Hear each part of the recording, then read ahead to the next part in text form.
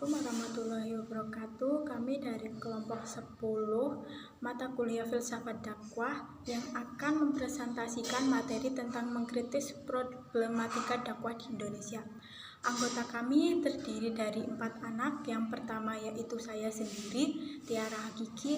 Yang kedua Waslifa Janatul Aulia. Yang ketiga Anggun Novitasari. Yang keempat Renisa Rahma Gustiani.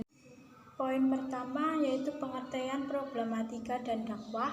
Pengertian problematika dan dakwah berasal dari kata problem yang artinya yaitu soal, masalah, sulit, persoalan. Problematika sendiri secara leksikal mempunyai arti berbagai problem. Pengertian problematika dakwah menurut istilah adalah permasalahan yang muncul dalam menyeru, memanggil, mengajak, menjamu dengan proses yang ditangani oleh pengembangan dakwah. Hal ini dikarenakan Islam adalah dakwah, artinya agama yang selalu mendorong pemeluknya untuk senantiasa aktif melakukan kegiatan dakwah dan memantaskan segala permasalahan yang timbul di masyarakat Indonesia. Pengertian dakwah menurut bahasa. Dakwah berasal dari bahasa Arab, yakni da'i yad'u dakwatan. Kata dakwah tersebut merupakan ism masdar dari kata da'i yang dalam ensiklopedia Islam diartikan sebagai ajakan kepada Islam. Kata da'i dalam Al-Quran terulang sebanyak 5 kali, sedangkan kata yad'u terulang sebanyak 8 kali, dan kata dakwah terulang sebanyak 4 kali. Problematika dalam dakwah di Indonesia. Risiko dakwah adalah sunatullah atau wajar terjadi. Karena yang kita dakwakan adalah ajaran Islam, sementara objek dakwah kita yang di rumah, sekolah, kampus, ataupun tempat kerja, hampir semuanya telah diselimuti oleh aturan sekuler atau pemikiran yang sesat, yang jelas-jelas bertentangan dengan agama Islam. Selanjutnya, problematika dakwah kontemporer. Secara keseluruhan, beberapa isu yang terkait dengan problematika kehidupan umat Islam yang terbagi dalam beberapa bagian pokok. Pertama, radikalisme dan ekstremisme Islam. Yang kedua, runtuhnya kerukunan internal umat beragama. Yang ketiga, merebaknya aliran agama Islam. Maka dakwah tak lagi bisa dilakukan dengan sekedar ceramah atau tablik akbar di masjid-masjid, namun dakwah juga bisa dilaksanakan atau dijalankan sesuai dengan kebutuhan masyarakat yang sejalan dengan logika masyarakat industri atau masyarakat modern. Selanjutnya, kegelisahan dan keterasingan jiwa masyarakat modern. Kerawanan moral dan etik itu muncul semakin transparan dalam bentuk kemaksiatan karena disokong oleh kemajuan alat teknologi informasi yang mutakhir seperti televisi, keping-keping VCD, jaringan internet, dan sebagainya. Maka bukan lagi masalah halal dan haram, sebab kriteria sekarang menuntut perangkatnya penelitian yang bergantung pada iktek yang disebut di atas. Halal dan haram tidak lagi nampak dengan mata telanjang. Hal ini dikarenakan mereka mengalami kegelisahan dan kegersangan jiwa dalam beragama yang menimbulkan penyakit psikis dan fisik yang tentunya perlu penanganan yang serius secara klinis. Tidak dipungkiri, mereka mengharapkan siraman keagamaan yang memberi terapi dalam kedalaman jiwanya yang telah hilang dalam dikaburkan oleh hasil-hasil kemodernan yang termanage dalam baik kehidupan, sehingga mereka kehilangan apa itu makna hidup. Aspek spiritual melalui pola kepribadian dalam arus dakwah modernisasi. Dalam arus modernisasi, banyak yang disampaikan oleh para pakar barat dalam mengetahui kepribadian seseorang yang dilihat melalui sisi psikologis dalam aspek spiritual Islam. Hal ini bisa dimengerti karena mereka tidak tahu bagaimana cara mengkajinya dengan penelitian yang objektif. Keterkaitan hal ini dari Usman Najati bisa memahami kalau ahli-ahli jiwa modern maupun klasik menyampaikan aspek spiritual menurut Dr. Usman Najati yang menyerukan aspek spiritual dalam acuan kajian spiritual berdasarkan konsep Al-Quran. Selanjutnya, fenomena dai dan isu-isu sosial kemasyarakatan. Yang pertama, fenomena dai yang sebagai catatan menjadi penghambat dakwah. Di antaranya adalah 1. Adanya kesenjangan antara dai dengan mad'u. Tidak adanya komunikasi yang sejajar antara keduanya.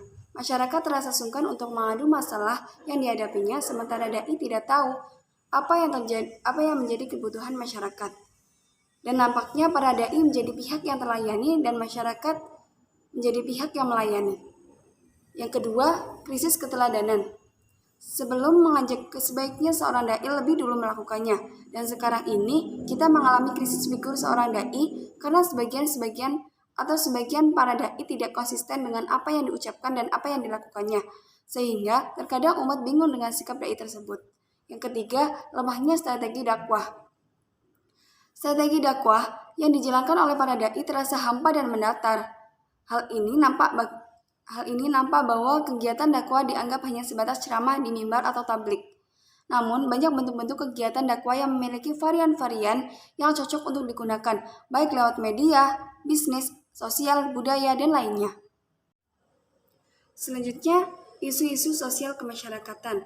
Yang pertama, ada kemiskinan. Yang kedua, penyalahgunaan narkotika.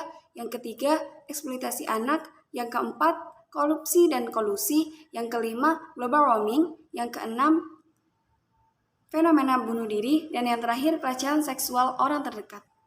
Yang ketiga, ada upaya-upaya dalam mengatasi problematika dakwah di Indonesia. Yang pertama, upaya mengatasi problematika internal. Upaya tersebut secara umum meliputi minimal 3 langkah. Yang pertama, dengan menyadari, mengakui, mengenali, dan memahami setiap problem internal dengan benar, tepat, dan proporsional. Kedua, mengklarifikasinya sesuai dengan kategori dan peringkat serta tingkat prioritasnya. Dan ketiga, mencarikan solusi, penanganan, dan penyelesaian dengan mendahulukan dan mengutamakan yang lebih penting dan urgent berdasarkan urutan tingkat prioritasnya. Yang kedua, ada upaya untuk menghadapi problem eksternal. Upaya tersebut, Al-Quran memberikan 2 kata kunci, yaitu takwa dan sabar. Meskipun di tataran aplikasi dan implementasinya, tentu saja dibutuhkan penjabaran yang panjang. Perhatikan misalnya firman Allah yang artinya berikut ini. Dan jika kamu bersabar dan bertakwa, niscaya tipu daya mereka tidak akan mendatangkan kemadaratan sedikitpun kepadamu. Sesungguhnya Allah mengetahui segala apa yang mereka kerjakan. Quran Surat Al-Imran ayat 120. Kamu sungguh-sungguh akan diuji terhadap hartamu dan dirimu. Dan juga kamu sungguh-sungguh akan mendengar dari orang-orang yang diberikan kitab, ahli kitab sebelum kamu, dari orang-orang yang mempersekutukan Allah dan gangguan yang banyak menyakiti hati. Dan jika kamu bersabar dan bertakwa, maka sesungguhnya yang demikian itu termasuk urusan yang patut diutamakan. Quran Surat Al-Imran ayat 186.